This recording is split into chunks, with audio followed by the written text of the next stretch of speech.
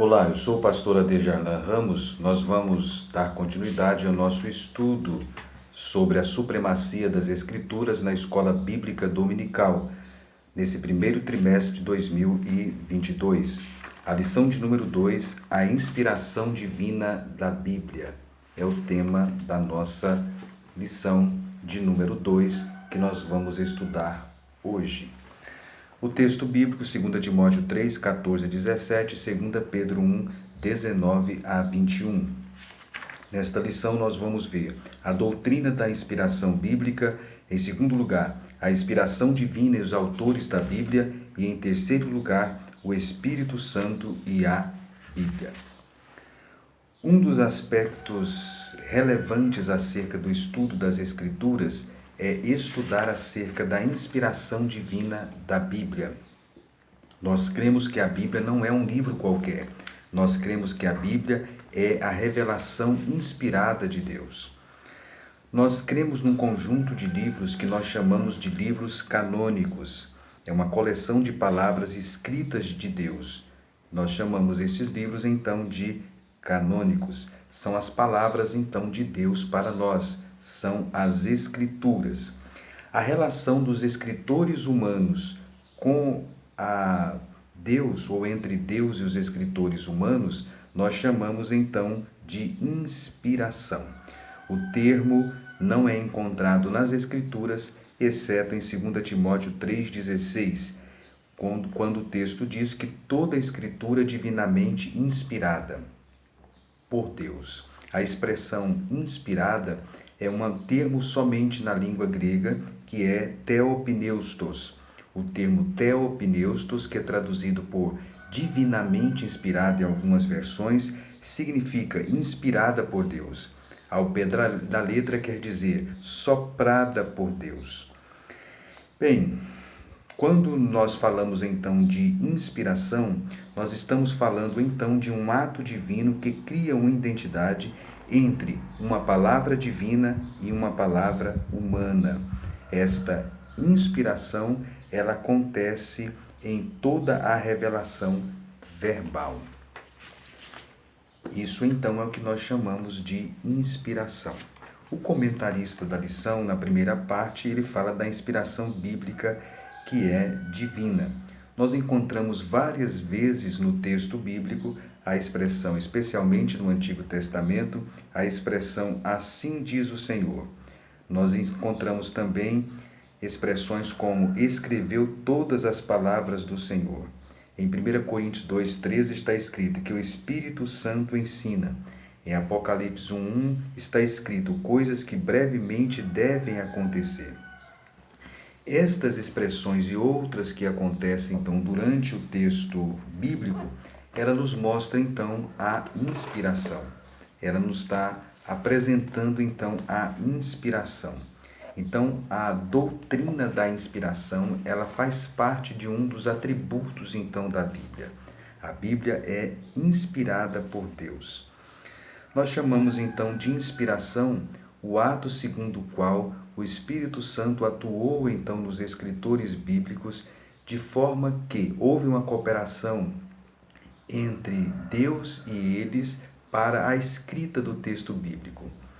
Quando nós dizemos então que o Espírito Santo atuou nos escritores bíblicos, o Espírito Santo então os conduziu neste processo, livrando eles então de erro, de falha.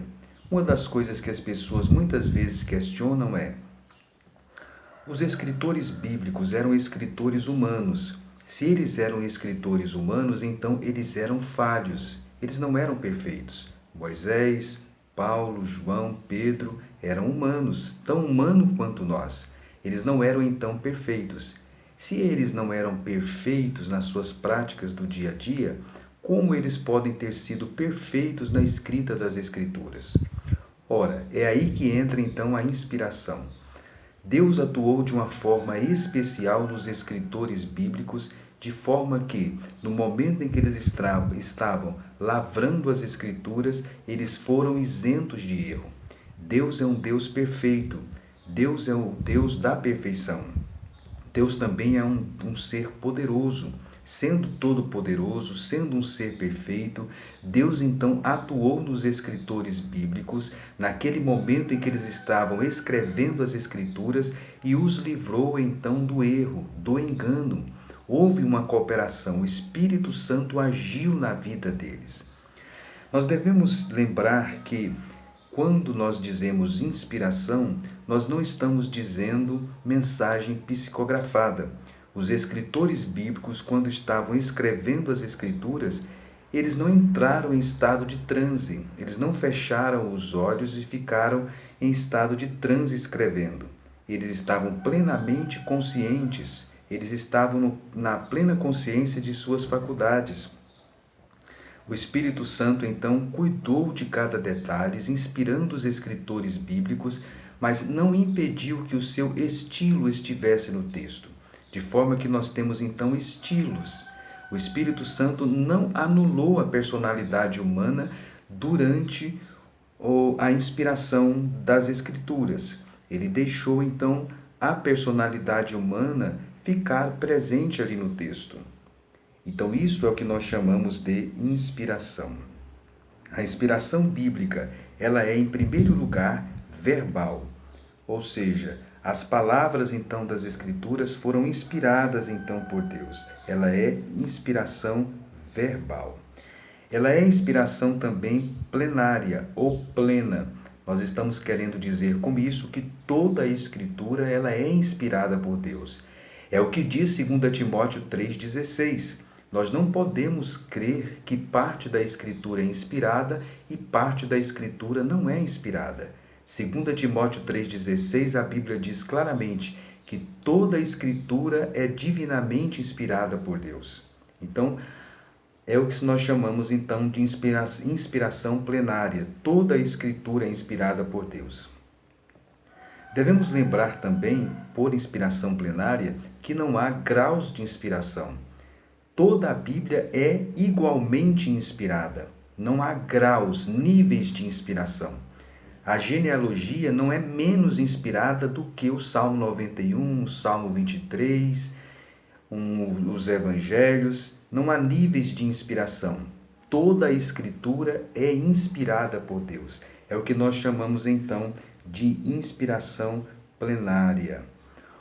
Ora, se a inspiração da Bíblia é verbal, se a inspiração da Bíblia é plena, se a inspiração da Bíblia é divina, então ela tem autoridade. A inspiração da Bíblia atribui autoridade ao texto bíblico. Nós estudamos na lição anterior sobre a autoridade, então, das Escrituras. João 10,35, a Bíblia diz que a Escritura não pode ser anulada. A Escritura, então, tem autoridade. Jesus, nos Evangelhos, durante o período que ele esteve aqui na Terra, nos seus ensinos, no momento em que ele fazia uso do Antigo Testamento, ele dizia, está escrito. Ele fazia referência chamando o Antigo Testamento de Escrituras. Portanto, a autoridade divina, a autoridade das Escrituras, a inspiração, ela atribui autoridade às Escrituras. Outro ponto a ser observado em relação à inspiração. A inspiração canônica, ela encerrou no livro do Apocalipse. Quando João, ele declinou a pena escrevendo as últimas palavras do Apocalipse, ali encerrou a inspiração canônica. De forma que nós não podemos dizer que nenhuma pessoa hoje tem a mesma inspiração dos escritores bíblicos, como dizem os adventistas em relação a Ellen White. Isso é estranho à doutrina bíblica da inspiração. Nenhuma pessoa tem a mesma inspiração dos escritores bíblicos. Isto então significa que a inspiração que os escritores bíblicos receberam, ela foi única, ela foi momentânea, ela foi específica, ela foi temporária, ela foi singular e ela encerrou quando João escreveu o Apocalipse. Portanto, nenhuma pessoa tem inspiração hoje no sentido de acrescentar algo às Escrituras. A inspiração que os escritores bíblicos receberam foi exclusiva dos escritores bíblicos. Isso significa então que a inspiração que uma pessoa tem hoje para cantar, para pregar, não é a mesma inspiração que os escritores bíblicos tiveram. Nós reconhecemos que tem pessoas inspiradas hoje. São inspiradas para escrever, para pregar, para compor, para cantar, mas não é a mesma inspiração que os escritores da Bíblia tiveram. Este é um ponto relevante que você deve considerar na sala de aula, porque muitas seitas baseiam em supostas revelações, e estas revelações muitas vezes são colocadas em pé de igualdade com as Escrituras. Nós devemos, portanto, rejeitá-la. A ortodoxia doutrinária rejeita que existe inspiração hoje em pé de igualdade com as Escrituras. Segunda parte da nossa lição: inspiração divina e os autores da Bíblia. O Espírito Santo garantiu a liberdade dos escritores bíblicos. Nós comentamos agora há pouco e vamos enfatizar agora. A Bíblia, então, possui variedades e particularidades quanto ao gênero literário, à gramática, ao vocabulário. Deus inspirou os escritores bíblicos, mas o vocabulário, a gramática, o gênero literário, isso são particularidades de cada escritor. Então, Deus, deixou eles livres em relação a isto, não anulou as suas personalidades. A limitação dos escritores bíblicos. Os escritores bíblicos não eram perfeitos, mas como nós dissemos, Deus cuidou então para que eles não tivessem erros. É lógico que em alguns momentos eles tiveram que fazer pesquisa, então não devemos confundir inspiração com revelação.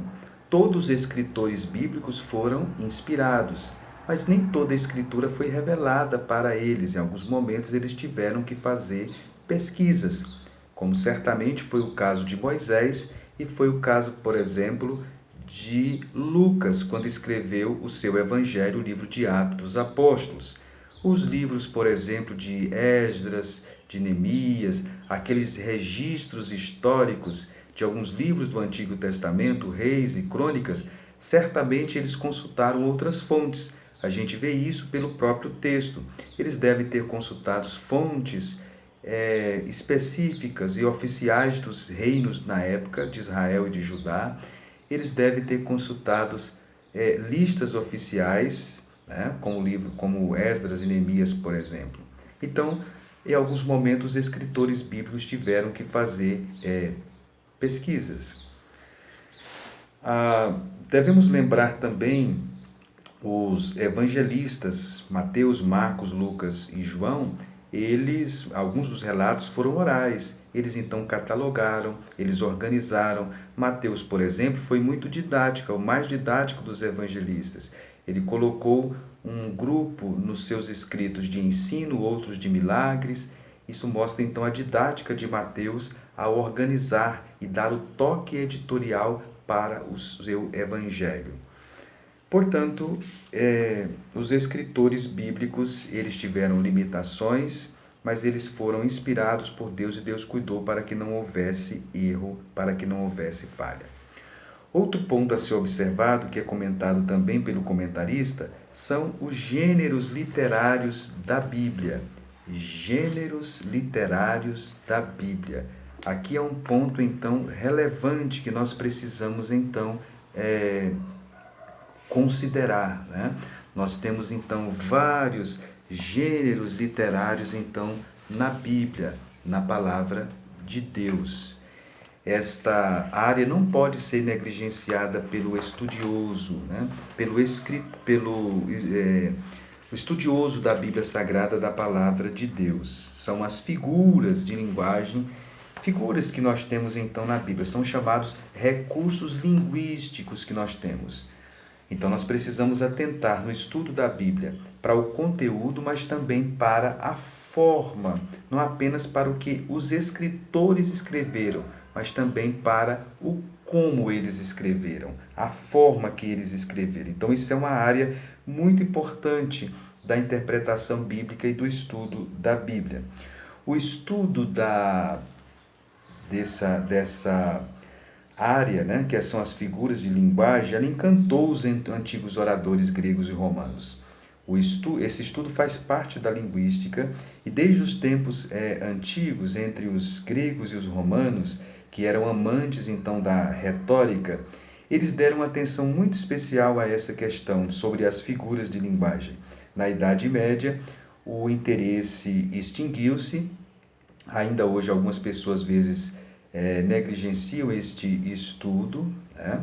Mas nós devemos atentar que é uma área muito relevante para o estudo das Escrituras, né? Os primeiros cristãos que deram importância para esse estudo, as figuras de linguagem, foram monges, um italiano chamado Cassiodoro, que nasceu no sul da Itália, e um inglês chamado Beda, o Venerável, que foi monge de um mosteiro lá na Inglaterra. Os escritores bíblicos usaram recursos na língua hebraica e na língua grega. Qual era o objetivo dos escritores bíblicos utilizar recursos, figuras de linguagem? O objetivo era acrescentar força, vida, ênfase, intensidade de sentimento espiritual e moral àquilo que eles escreviam. O Antigo Testamento foi escrito em grande parte em hebraico, o Novo Testamento em grego, e as figuras de linguagem ali estão então para esses objetivos que eu acabei então de citar. São muitos os recursos de linguagem que nós temos então ao longo da Bíblia, ao longo da palavra de Deus. O autor da revista, ele comenta algumas. Por exemplo, nós temos alegorias, nós temos enigmas, nós temos, são figuras de linguagem, né? Nós temos hipérboles, como quando há um exagero, nós temos metáforas, nós temos símiles. Nós temos também, aqui é um ponto a ser observado, nós temos vários gêneros literários na Bíblia. Nós temos textos narrativos, nós temos poesia, nós temos provérbios, nós temos história, nós temos literatura apocalíptica, nós temos também as epístolas, o gênero epistolar, nós temos lei, enfim, nós temos então vários gêneros na Bíblia. Aquele que vai ler a Bíblia deve atentar para isso, os diferentes gêneros literários. Esse é um fator de interpretação do texto bíblico. Quando se vai interpretar o texto bíblico, se deve observar que gênero literário eu estou lendo. Eu não posso interpretar um gênero narrativo como eu interpreto um texto poético. No texto poético, por exemplo, ele é mais passivo de ter, é mais sujeito a ter figuras de linguagem. Então, um livro de Jó, de Provérbios, de Salmos, de Eclesiastes, de Cantares, ele está mais propenso a ter figuras de linguagem. Então, quando a pessoa estiver lendo o texto bíblico, interpretando o texto bíblico, uma das perguntas que ele deve fazer é: que gênero literário é este? E isto vai, então, ajudá-lo a prosseguir no estudo, né, do texto. Se houver, então, se for um texto, então, poético, ele deve estar atento. Ali deve ter mais figuras de linguagem, ali deve ter mais metáforas, ali deve ter mais símiles. Enfim, nós devemos atentar para isso. Tem, por exemplo, personificação também. Se for um texto narrativo, ele é mais literal. Então, eu devo perguntar ao texto se é literal ou se é figurado. E o gênero literário me vai dar orientações em relação a isto. Bem, é bom lembrar também que nós temos, por exemplo, nas epístolas, subgêneros literários. Nas epístolas nós temos ditados, nas epístolas nós temos listas, né, de virtudes. Então, são chamados subgêneros. Nós temos hinos, por exemplo, nas epístolas, como na carta aos Filipenses e Colossenses. Então, está cheio de gêneros literários, né, nos textos, de uma forma geral, e também nós chamamos, então, de subgêneros. Então, isso deve ser considerado na interpretação do texto bíblico. O estudioso deve atentar, então, para este elemento então tão importante e tão relevante, né? Eu vou citar, por exemplo, só para você ver, né? Como é vasto. Alguns, né? Nós temos metáforas, nós temos metonímia, sinédoque, onomatopeia. Onomatopeia, hipérbole, que é o exagero. Nós temos alegoria, nós temos também pleonasmo, nós temos catacrese, nós temos silepse, zeugma, enfim, são várias as figuras de linguagem que nós temos então no texto bíblico, Bem, isso mostra então o quê? Isso mostra, é bom lembrar que algumas dessas figuras de linguagem, às vezes elas se perdem, por exemplo, na tradução, né? Quando Deus falou com Jeremias, que você está vendo? Ele disse, eu vejo uma vara de amendoeira, viste bem porque eu velo sobre a minha palavra para cumprir. Então há uma relação entre vara de amendoeira, no hebraico, e a expressão velo pela minha palavra. A expressão, então, elas são termos parecidos, né? A sonorização nas línguas originais. Logicamente, isso se perde, então, na tradução. Então, muitas vezes, a beleza das figuras de linguagem no texto se perde numa tradução. Mas o estudioso, o leitor da Bíblia, ele deve atentar que as figuras de linguagem existem. Nós não podemos desconsiderar as figuras de linguagem na Bíblia. Se você desconsiderar as figuras de linguagem na Bíblia, você pode incorrer em vários erros de interpretação e, consequentemente, você vai fazer uma má aplicação. E se você é um pregador, você vai também proporcionar aos seus ouvintes uma pregação de má qualidade, né? Nós temos personificação, por exemplo, na Bíblia. Em Provérbios, nós temos momento que a sabedoria ela age como se fosse uma pessoa. Isso nós chamamos, então, de personificação. Bem, eu sei que não é uma área simples, né? Realmente há dificuldades, precisa dedicação para estudar esta área da Bíblia, mas o leitor ele não deve, então, negligenciar. Bem, depois nós temos a linguagem do senso comum. Outro ponto a ser observado é que algumas pessoas às vezes criticam a Bíblia, por exemplo, quando diz que o sol parou, ou o nascer do sol e coisas assim. Quando a ciência diz que isto não acontece, não é o sol que para. Ora, nós devemos atentar que os escritores da Bíblia, eles quando faziam a descrição de determinados fenômenos científicos, eles usaram a fraseologia comum e popular.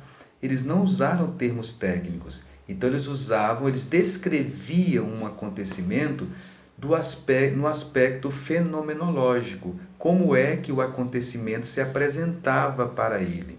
Logicamente, eles não eram cientistas, e os escritores bíblicos não estão escrevendo um manual de ciência. Então, nós dizemos na linguagem comum, o sol está quente, o sol está frio. Na realidade, isso é uma linguagem comum, né? Porque o sol está sempre da mesma temperatura.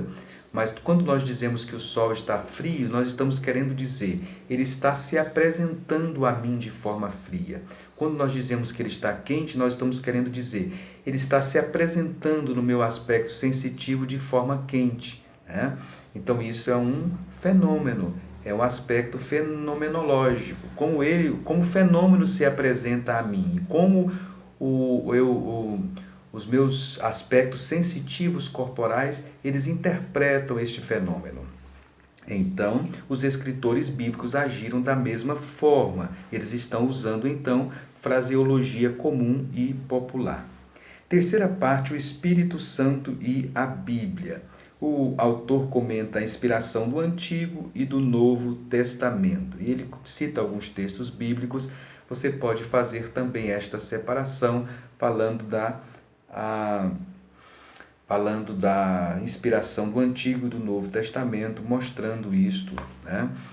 Tanto no Antigo quanto no Novo Testamento. Outra relação entre o Espírito Santo e a Bíblia é a obra da regeneração e a iluminação. O mesmo Espírito que inspirou os escritores bíblicos a escrever, ele também nos ilumina na interpretação do texto bíblico. Então, uma das coisas que nós precisamos buscar na interpretação, tanto na leitura, na interpretação e na aplicação do texto bíblico, é a ajuda do Espírito Santo, né? É isso que o apóstolo Pedro escreveu na segunda carta, em capítulo 1, versículo 23. Ele diz que a escritura ou a profecia não é de particular interpretação. E ele diz no versículo seguinte, porque os homens falaram inspirados por Deus, né? Então, pelo fato dos escritores bíblicos terem sido inspirados por Deus, nós não devemos então fazer uma aplicação ou uma interpretação particular. O Espírito Santo também vai nos auxiliar na interpretação então deste texto bíblico. O Espírito Santo então nos ilumina, né, aquilo que ele já inspirou os escritores bíblicos então a escrever. Então você pode observar como essa lição então ela é relevante para nós, né? A inspiração divina das Escrituras. Então, prezado professor, prezado aluno, eu creio que esse é um momento singular que você tem para você explicar, né, e apresentar este tema de forma muito relevante para os seus alunos. Deu para você perceber que o estudo das Escrituras ele é muito vasto, Existem campos vastos, né, de estudo das Escrituras. Eu vou citar aqui um que não foi abordado pelo comentarista, que é a questão das dificuldades bíblicas. Como o leitor deve se conduzir diante de uma dificuldade bíblica? Primeiro, nós não podemos negar que não exista dificuldades bíblicas. Realmente tem textos mais difíceis do que outros. O próprio apóstolo Pedro disse que há pontos difíceis de compreender. Nós temos que reconhecer as dificuldades bíblicas. Segundo, nós devemos nos portar com cautela em relação às dificuldades bíblicas. A primeira atitude nossa é verificar que nós estamos lidando, às vezes, com uma tradução, né? Então, devemos buscar o significado, o esclarecimento em outras versões que, às vezes, se tornaram mais claras neste processo, então, de tradução. A inspiração é divina, mas, às vezes, a tradução é uma tradução humana, né? De pessoas imperfeitas. Então, por isso, o estudioso precisa ter várias versões da Bíblia. Bem, essas dificuldades do texto bíblico, ela vem muitas vezes, às vezes, por falta de informações culturais, de informações arqueológicas ou mesmo também informações linguísticas. É por isso que o estudo das línguas originais, o estudo da cultura dos povos dos tempos bíblicos, ela já elimina algumas dessas dificuldades. Essas dificuldades acontecem também muitas vezes em função, às vezes, de uma má tradução, né? Aí entra então a questão dos manuscritos, né? É uma área também do estudo da Bíblia, essas questões, né? Para aqueles que se dedicam a esta área específica do estudo da Bíblia. Alguns erros aconteciam, por exemplo, no processo, que é um erro simples que não compromete a essência das Escrituras. Do copista, às vezes estava copiando e acontecia às vezes, né, dele duplicar uma palavra, dele omitir um termo ali, dele unir, fazer a fusão de dois termos. E isso aconteceu em alguns momentos no processo de copiar, né, e que é objeto então do estudo da exegese, dessa área de interpretação da Bíblia, né?